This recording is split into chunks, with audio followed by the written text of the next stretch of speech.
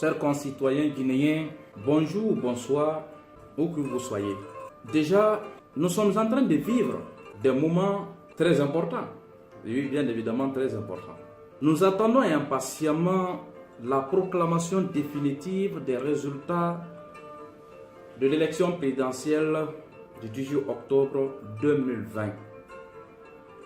Ce scrutin qui a mobilisé dans le calme, la sérénité, une grande partie ou la majorité du peuple de Guinée. Et une mobilisation qui ne sera vaine parce que les Guinéennes et les Guinéens se sont déplacés massivement pour élire un président de la République qui doit assumer les fonctions présidentielles pour les 6 prochaines années au compte de la 4e République et du premier mandat de cette République.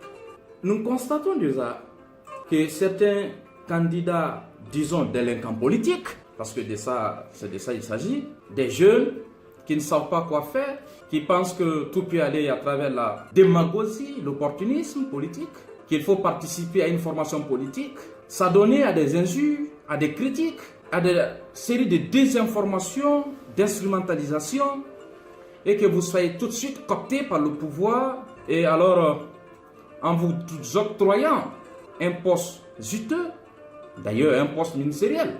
De cette pratique-là, certains jeunes également qui se disent qu'ils veulent faire la différence entre l'élite politique ancienne et l'élite politique contemporaine, notamment notre génération. Ces jeunes, après avoir se présenté à l'élection présidentielle, ne récoltant pratiquement pas de voix, disons, 0 voix, c'est ce qu'ils ont récolté. Et voilà que ces gens-là se présentent en face du peuple de Guinée à travers les médias pour produire un communiqué à travers lequel qui lance un appel aux citoyens, aux citoyennes de Guinée, surtout de Conakry.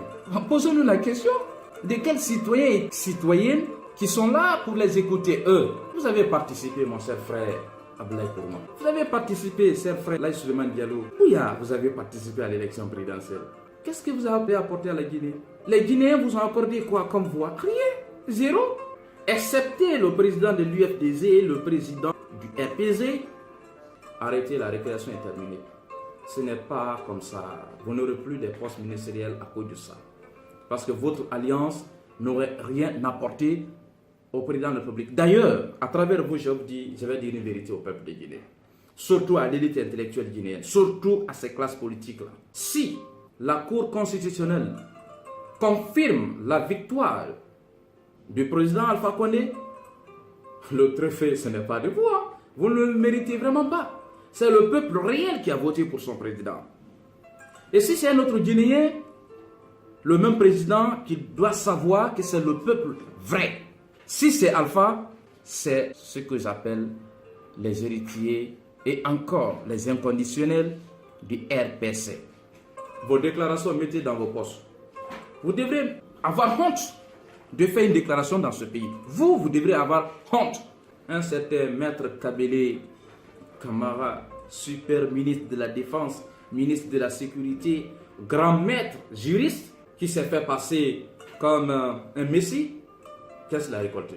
Une certaine Makale qui présente comme la plus grande européenne, bien entendu, l'ancienne directrice de campagne du RPZ Arc-en-Ciel. Bon, évidemment, avec elle, le président de la République allait passer à côté. Écoutez, qu'est-ce qu'elle a récolté? Son homonyme, une autre Makale Camara, d'ailleurs, il n'a même pas voté. Je crois que pour elle, tout est connu. La première doit commencer par elle-même, mais puisqu'elle n'a pas voté, autre chose, Bouya, qu'on a dit. Je me pose la question, c'est compliqué tout ça.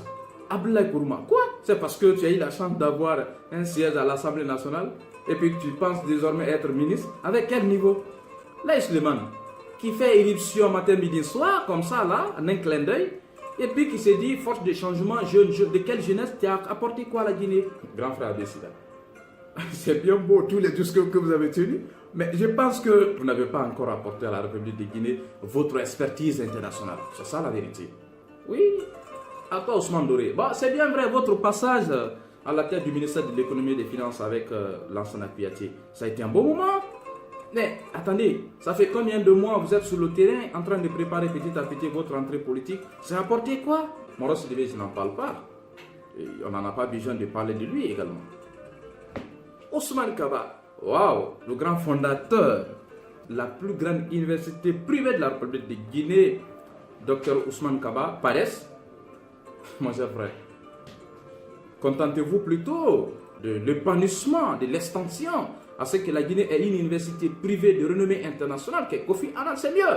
Mais à part ça, vous n'avez pas autre chose à dire sur le plan politique, parce que vous n'avez rien apporté encore sur le plan politique. Le message est clair. La récréation, elle est vraiment terminée. Personne n'aura droit à un poste juteux dans ce pays par le traitement de la politique. Ça n'est fini. Et même ceux qui sont en fonction, je dis bien, même ces personnes-là, même ces cadres-là, encore en fonction, qui l'ont tenu à travers cette machination politique, et le président de la République a voulu faire ce qu'on appelle un gouvernement d'ouverture pour dire qu'il a réconcilié, sauf qu'il s'est trompé des personnes. Mettez-vous en tête que même vous, on va vous mettre hors d'état de nuire. Ça, au moins, c'est clair. Le pouvoir du président qui sera élu, qui sera proclamé président de la 4e République, premier président de la 4e République, ce président, sans nul doute, aura affaire au peuple vrai de la Guinée, le peuple réel, le peuple, la partie saine. Je dis bien. Il y a des cadres, hein? On connaît des cadres, nous connaissons des cadres. Mais le président de la République fera connaissance de ces cadres-là, qui sont tombés dans l'oubliette dans les départements, qui sont tombés dans l'oubliette à travers dans des quartiers, que le président n'a pas accès à ces gens-là.